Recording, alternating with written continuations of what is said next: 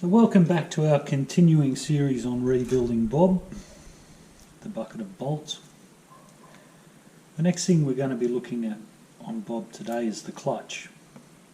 Specifically, we want to determine whether or not we can use it.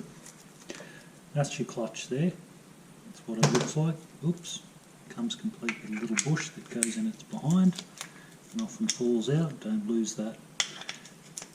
And your clutch sits there on the input shaft of the gearbox, sort of like that, but on further. And we don't want to shove him right on at this point. And he is held on with a nut and a washer. Now,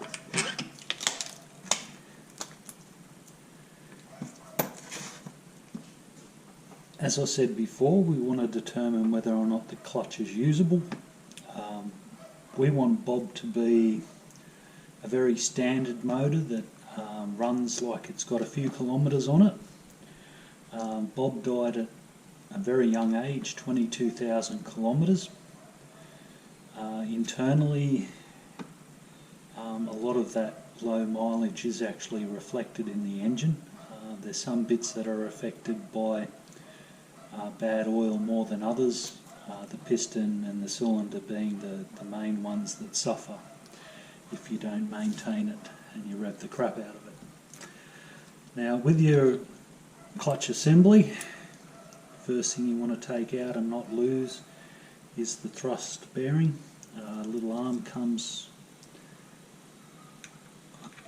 from the crankcase half when you pull in your clutch, pushes that in and basically operates your clutch. And we're going to remove him, as I said, and put him somewhere safe. And then we're going to have a bit of a look at the clutch itself. So you loosen those 4 bolts. They'll be a lot tighter than these were. I loosened those about a year and a half ago. We'll just put that to one side, remove the springs.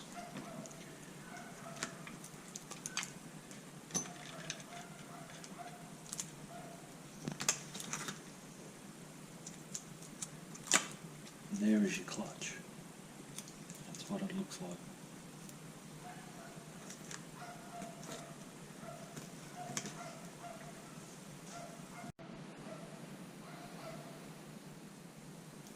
Now, if you don't mind me pointing out, when you buy one of our clutches, the standard or the heavy duty version, that's basically what you get, is the entire assembly that you can drop straight into your basket and you're off and away. It even includes the springs, so you just need to pop your thrust bearing in there and you're off and away. And that means that your springs are new, and that's pretty critical, and the friction and the steel plates are also new. The other components as well, they are part of the friction surface, so we felt that this was a better option to sell the whole unit rather than just the plates. Now on Bob, let's look at the plates. So when we talk about the plates, we're actually talking about all of these guys in here. So let's have a good look at those.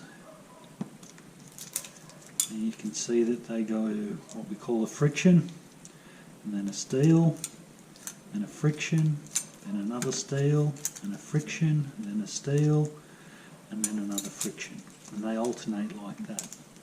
Now when you squeeze the clutch lever, what you're actually doing is driving these plates slightly apart so that that they no longer pass drive from one to the other. Now when you look at the actual holder here, you can see that the inside of the steels has a groove. It goes in there, and then eventually.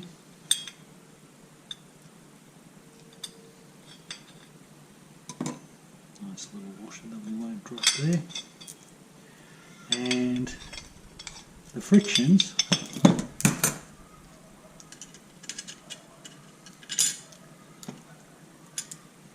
go in there. So the drive is actually passed from the sprocket on the crankshaft, which is not fitted yet, to the outside of the drum where it drives the frictions, and when the clutch is not being operated, the frictions and the steels are forced together by the springs, and drive is then transmitted through the steels to the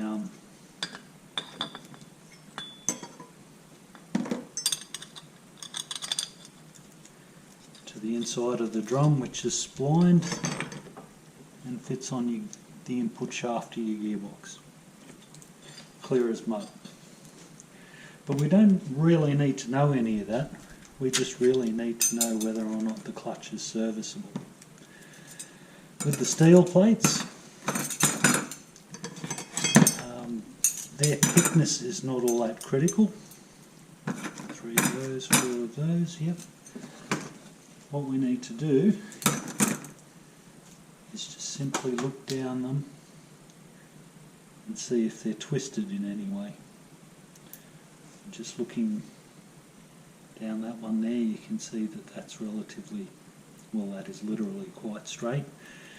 If you can, the actual warpage is 0.2 of a millimetre. Now that's very difficult to see with the eye, and you would need a surface plate really to be able to pick that up. For your home user, it's simple. If you look down there and you can see that that thing is warped in any way or out of shape, anything other than a flat disc, throw it away. It's that easy. Because by the time it's warped enough for you to see it, it's definitely warped too far to be used. Now with the frictions, they're a little different. You can see that they have, usually it's an organic compound built up on them to create these little nodes. So there's actually a groove in there. It's as simple as measuring it. So the standard is generally 2.92 to 3.08 millimeters. Now you can see this guy here is 3.02,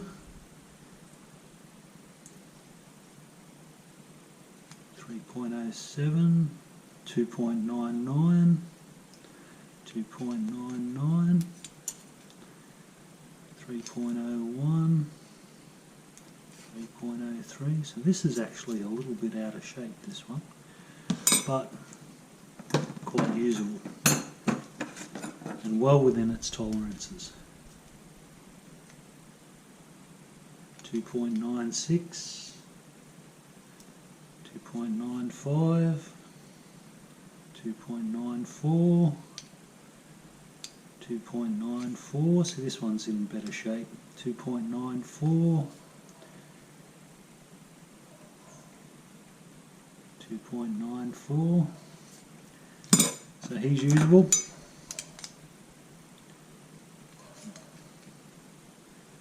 2.96, 2.95, 2.94, 2.92, 2.94. You might have noticed I'm sort of measuring across like that, sort of getting an average. 2.94 on a particular section of plate. So that's actually well within specs, remembering that it's 2.92 to 3.08, 2.98, 2.99, 2.98, 2.97, 2.99, 2.98, 2.97. Okay, so our clutch is quite usable.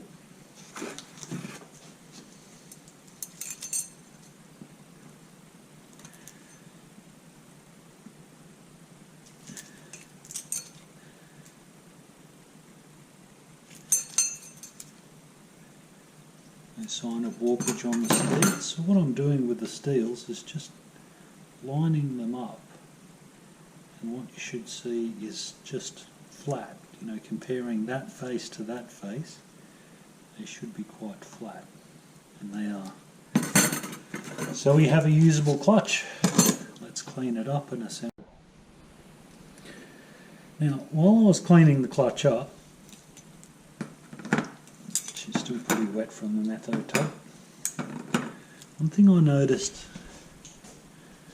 was, if you look at it carefully, you can just see a faint trace of wear. Can you see that there? Now there's no lip there.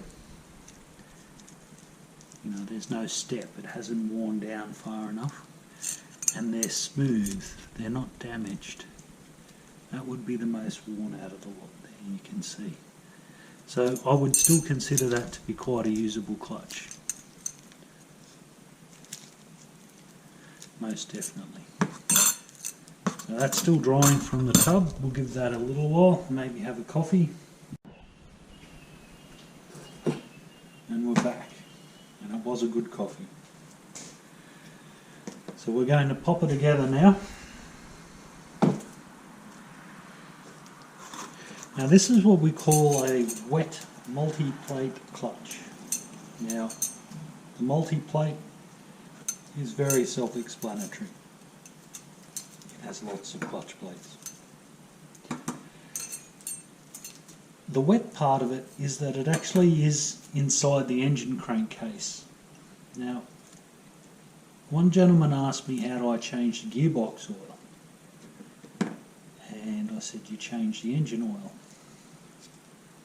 and he looked kind of blank. Most motorcycles, particularly the Japanese ones, the gearbox and the engine are integrated, as you can see with Bob here. They're all in one unit and they're all lubricated by the same oil, which is probably why I elected to change the gearbox bearing all those months ago. So this is a wet clutch. It is designed to run bathed in oil. In fact, the oil does help cool it, and anybody who's done pre-rider learner training will tell you, they teach you how to use your clutch in a fashion that helps you control a bike, and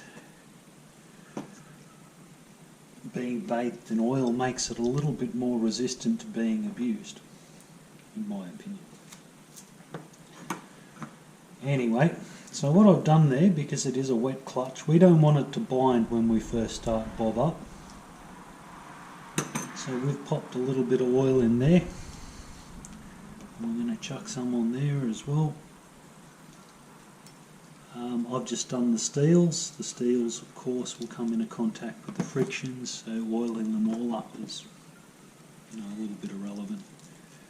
And you just need a light film of oil there to make sure that the clutch is going to behave itself for the first couple of kilometres until the oil gets circulating.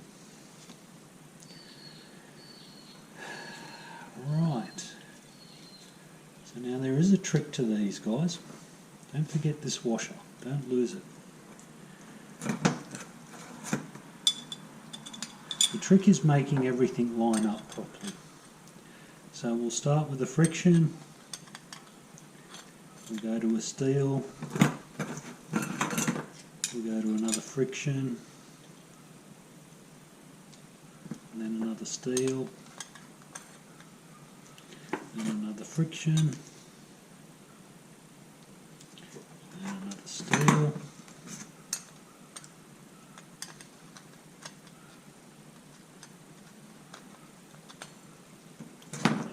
friction.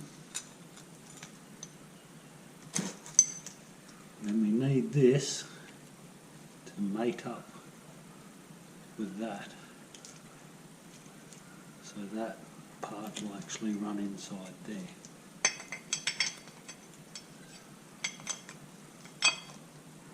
Oh, gets it first time. How great am I? Fair. Okay, now this is where it can turn to poop. What we want to do is line up the bottom 3 or 4 if you're using a heavy duty, and then the top one is just separate, and the 3 are going to go into the deeper notch, and the top one is going to go in the separate notch. Now this is how they're assembled in the factory. I don't actually see why they can't all sit in the same notch. I'm straining for a solution, an obvious one. Anyway, to keep this all together, your best bet would be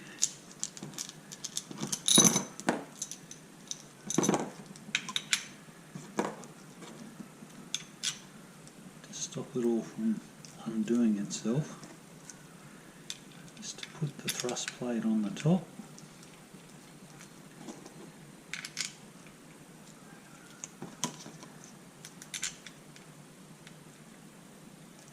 And then pick the whole assembly up with it.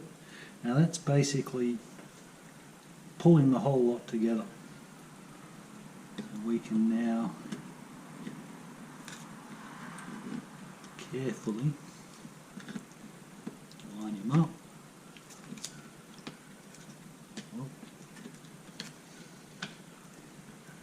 Oh, critical moment, critical. Oh, that's it.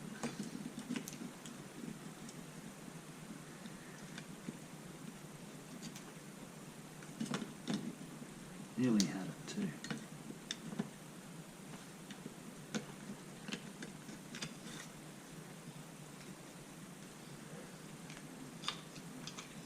Okay, so what happened there is that the bottom came out of alignment with the slots in the with the grooves on the top one.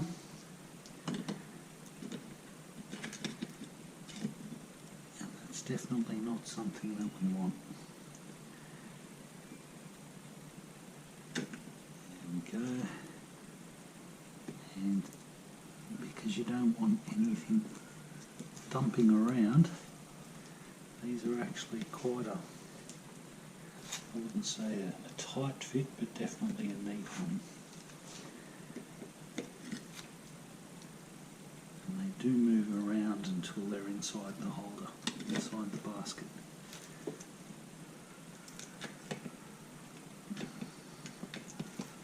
Can be advantageous.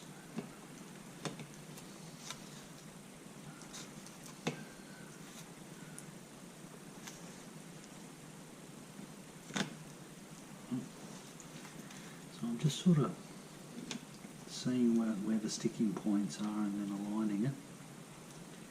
Now I need the top one to slip. And then fall into the top.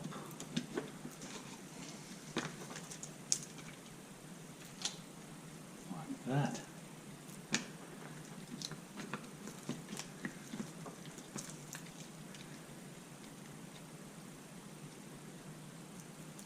And that's basically it. So we can even relax that a bit now and it should be okay.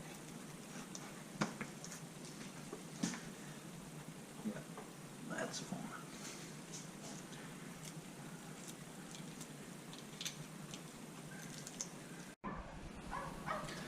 So we're nearly done. Just need to put the springs back in.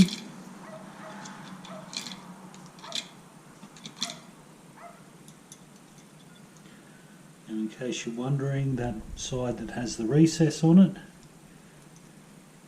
that's for the thrust bearing.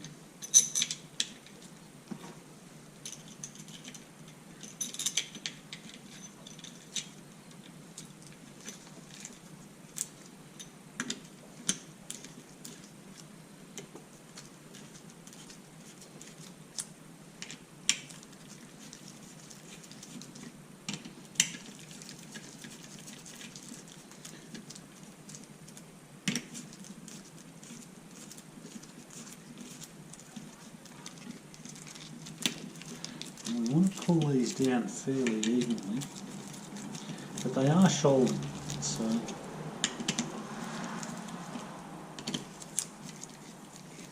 so that basically means that it will tighten down onto a shoulder and then stop from memory.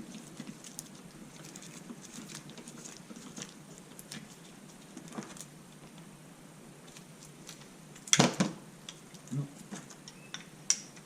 little gem falling out again.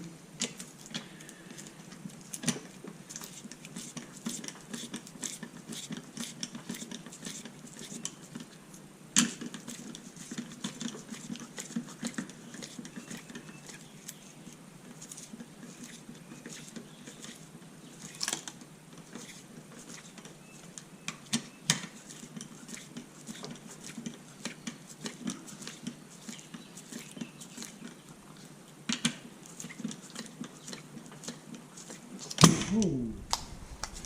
So they've become tight, hand tight.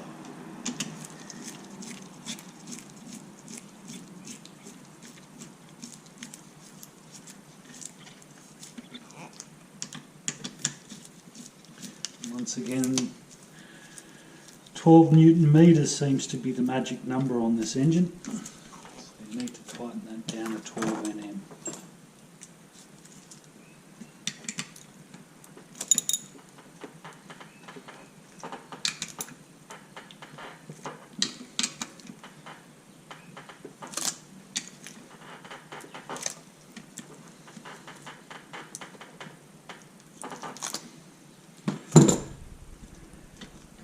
Now, as a bonus,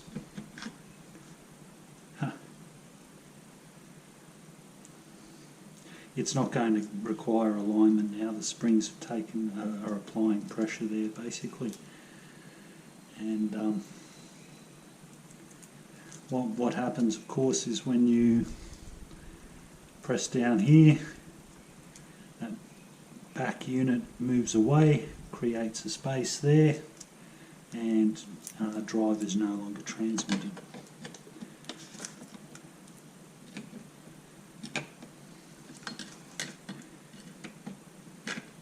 There we go.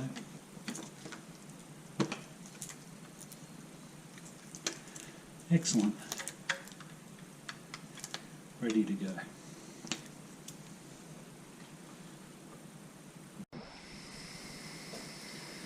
So just finishing off this video, which was more about the clutch, I thought I'd show you guys the oil pump while I was here, because it is kind of cool. It is the tiniest oil pump I've ever seen in my life, I think. Because Bob self-destructed, it was necessary to make sure that the oil pump was completely clean and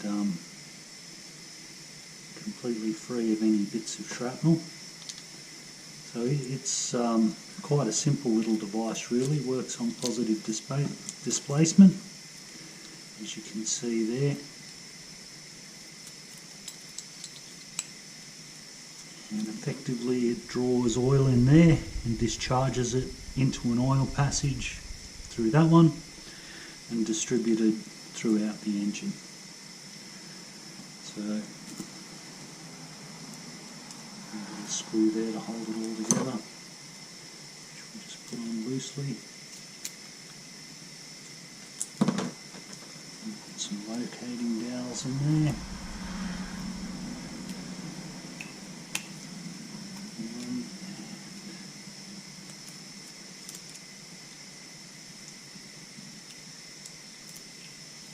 Put it in the right place. Yeah, that looks good. We'll put the dowels in there before tightening up the screw.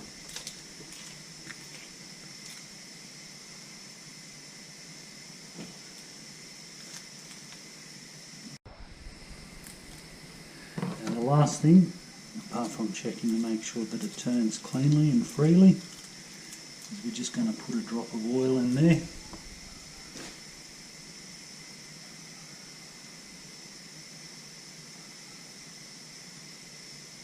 The oil will help it initially pump. The oil pump from memory is actually below the I guess you'd call it the water line, the level where the oil fills up to. So it should self-prime relatively well. But let's not take a chance. So we've just dropped a bit of oil in there, and that's just going to help those rotors seal a bit better.